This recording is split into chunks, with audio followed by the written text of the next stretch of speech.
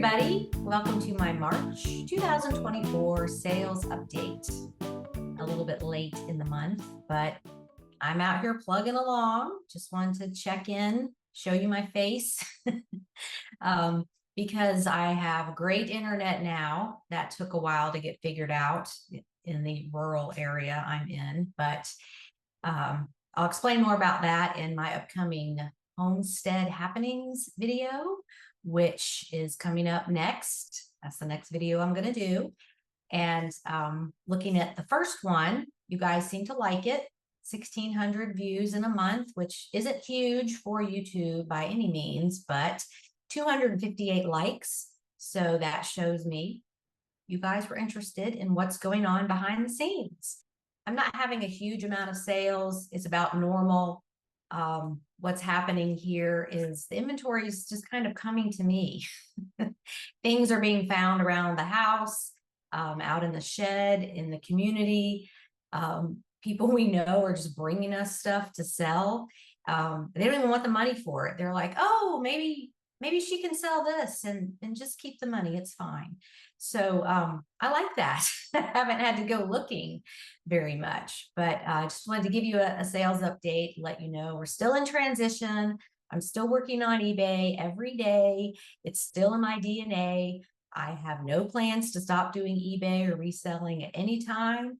I hope I'm doing it until I take my last breath, which lately it seems like it might be soon because we're just so busy with the remodel and just getting our lives organized. It's just a transition. And I don't want to come on here and make excuses. It's just, that's life. Things change and sometimes you have to scale back to get everything done. So trust me, I am more than ready to get out in the community and do garage sales and yard sales. And they have something in Illinois in the area we're in called citywide recycling days, where it's not like recycling glass and plastic. People just put stuff they don't want on the curb or down by their mailbox, and it's just free. It's just free for the pickings. And then the objective is to keep stuff out of the landfill and to recycle within the community. And so I'm looking forward to that. Like, what are people going to put out there? Is it going to be any good? We have a big truck, so let's just go and find stuff. I want to be like those of you out there that find stuff in the trash, like Zach McDore, the garbage man philosopher. I want to channel my inner Zach McDore. So that hopefully will be happening. So here's my sales from March. Okay, as I mentioned, these sales are from March 2024, and let me speak to the numbers on this cover slide. You might be wondering how profit was only $2 less than the sales price. Well, I have eBay discounted shipping to thank for that, and eBay has really started discounting shipping on heavier items. So when I list something, I do put in the shipping weight exactly as packaged because you don't know what class of mail the buyer is going to choose. I give at least two options there. So sometimes you get a big discount if it's a heavier item. And I want to speak to the point of making money on shipping. Should you refund the buyer the difference? And I will give you an emphatic no, I do not. This is totally a seller decision. It's up to you what you feel good about doing, but I see this as a perk, a discount that we as sellers have earned over time. And frankly, with prices on everything in our world rising these days, we deserve any perks we can get.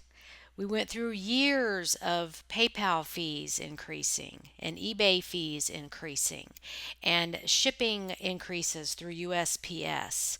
So I feel like this is a discount I have earned, and I do keep my shipping competitive. There's plenty of sellers that offer free shipping on everything, but we all know it's not really free. It's built into the price of the item. So I know some of you mathematicians out there will be like, how is profit $147 on a $149 item? Did she not pay fees? No, I paid all my fees. But this was one of those heavier items that I got a great shipping discount on.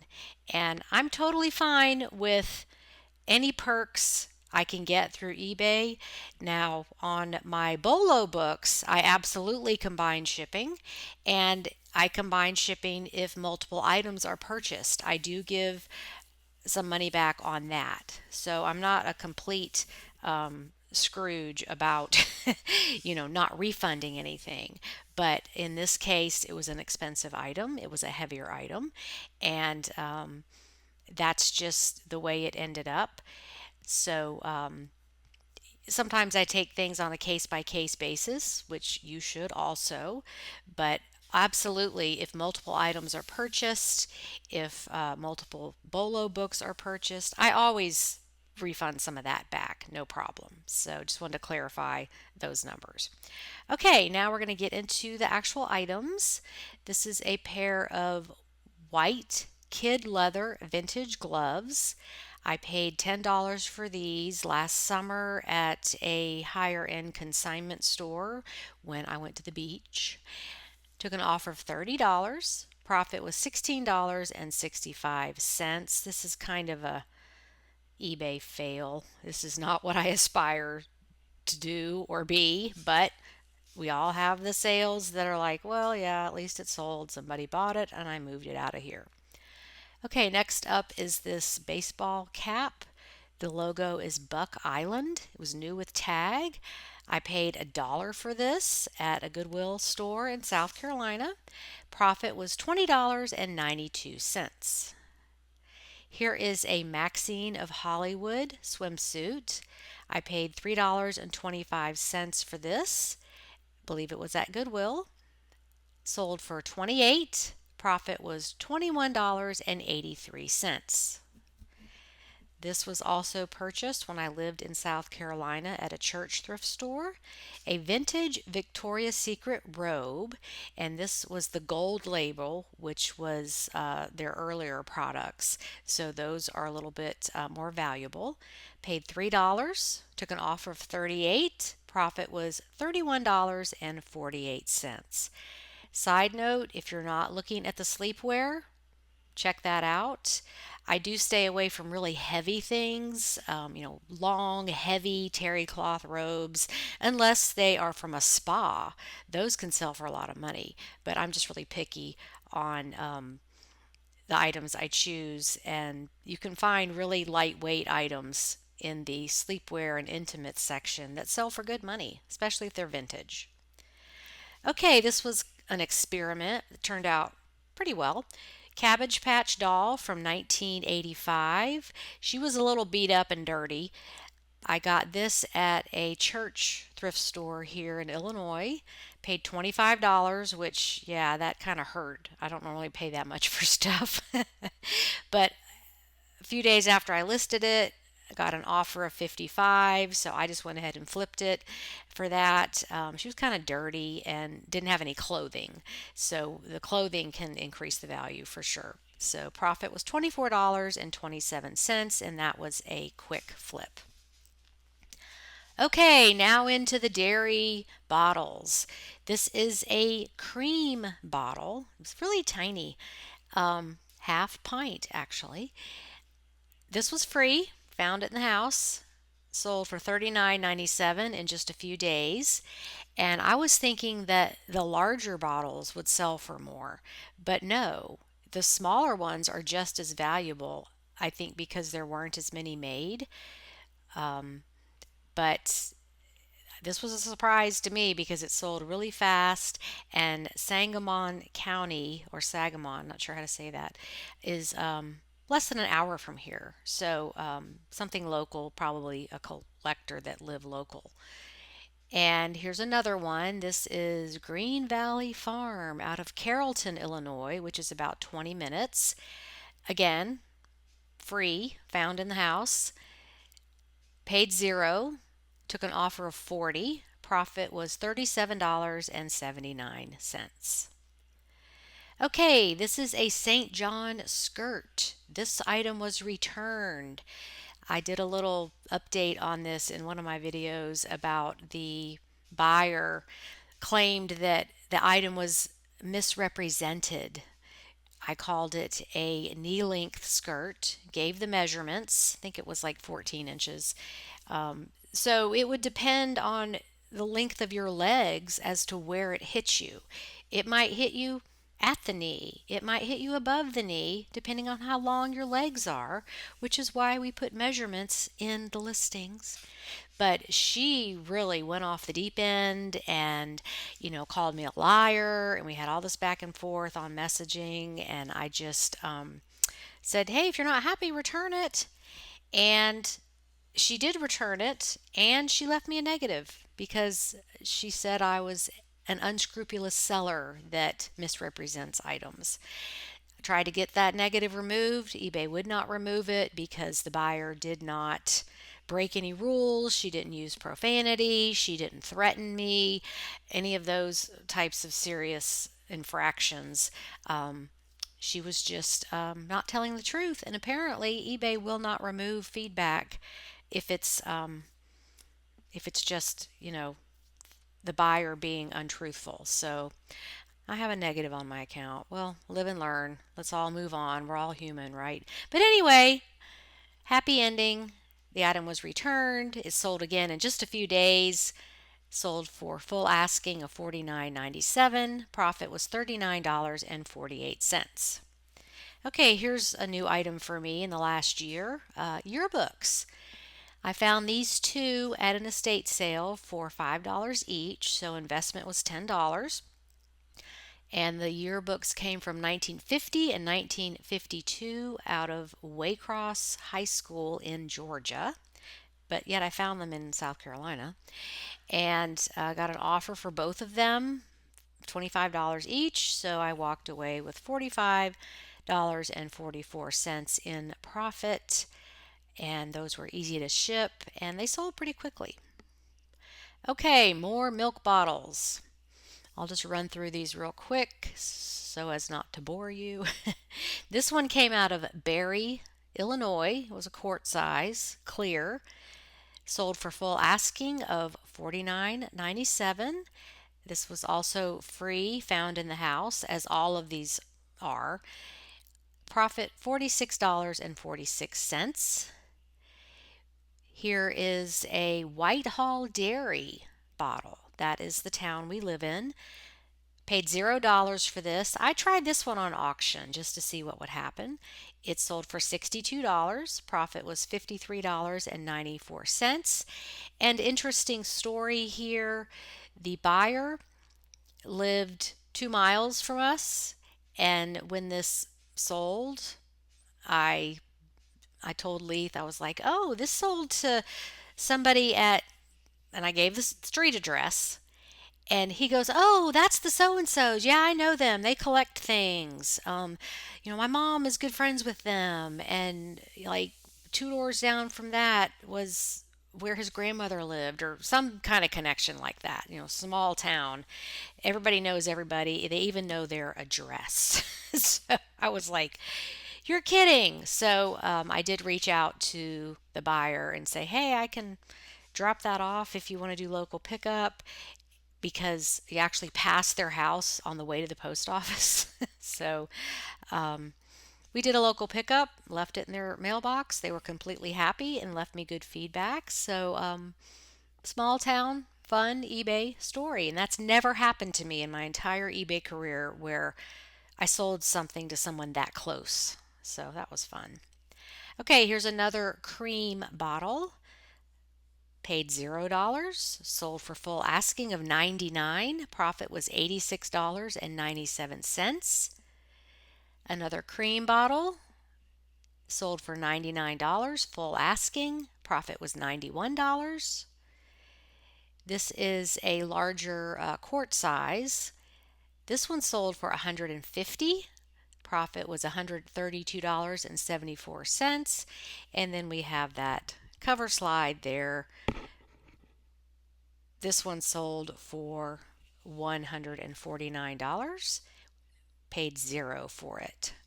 And a viewer reached out and said, I thought you don't ship breakables. I thought you didn't like it.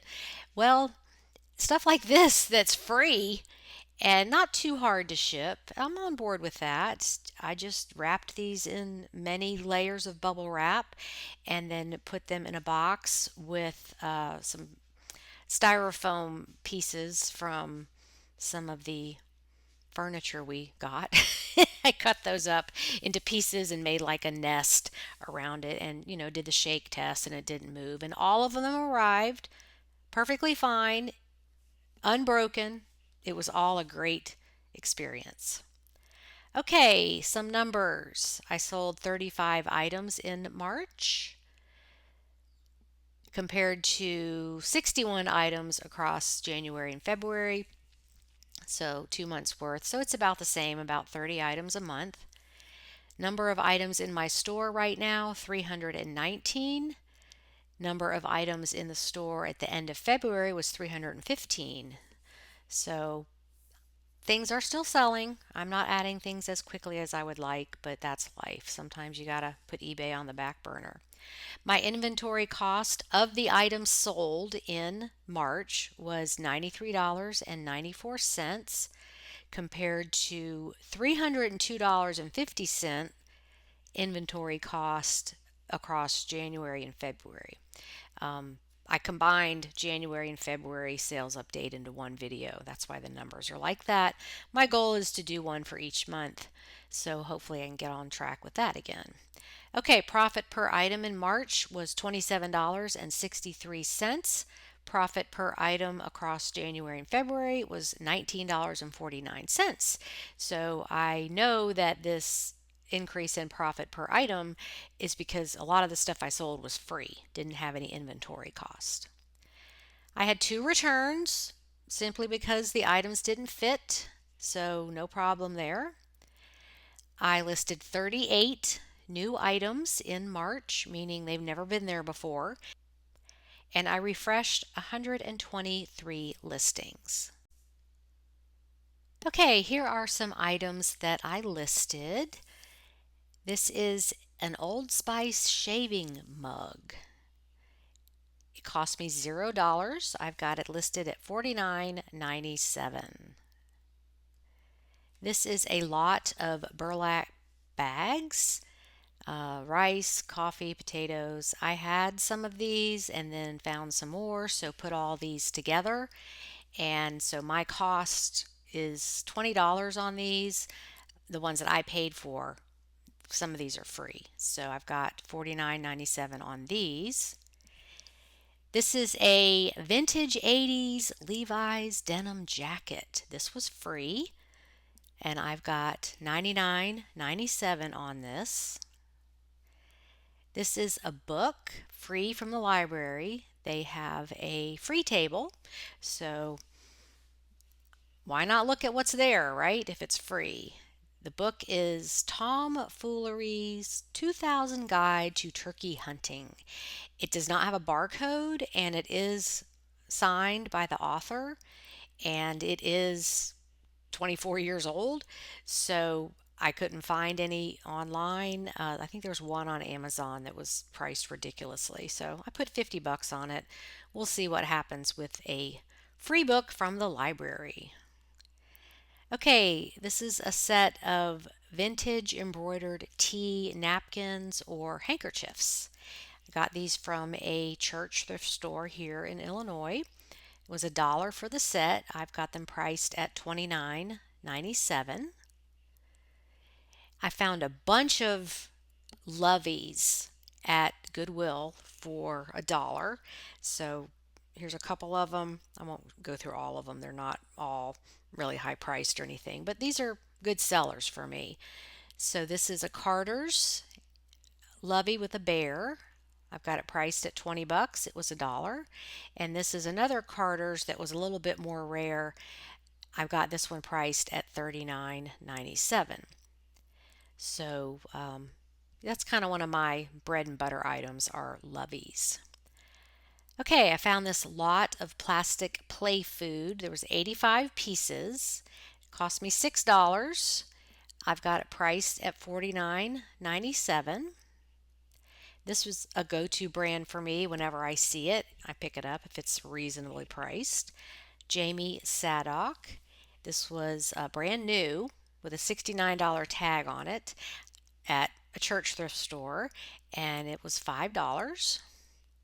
And then I got a whole bunch of these medical shower guards for different uses, but they were all free.